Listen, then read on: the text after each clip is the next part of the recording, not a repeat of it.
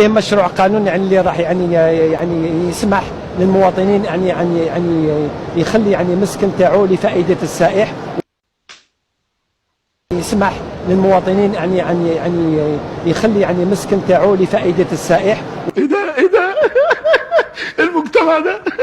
وهذا راح نقنوه باش يعني نعطيوه كل السهولات ويعني كل الضمانات باش يعني باش يكون المسكن تاعو يعني يقدم له كل الخدمات المطلوبه فيما يخص يعني رفاهيه السائح. سجل يا تاريخ واكتب يا سلنجح. بما ان يعني الجزائري يساهم معنا في ترويج السياحه.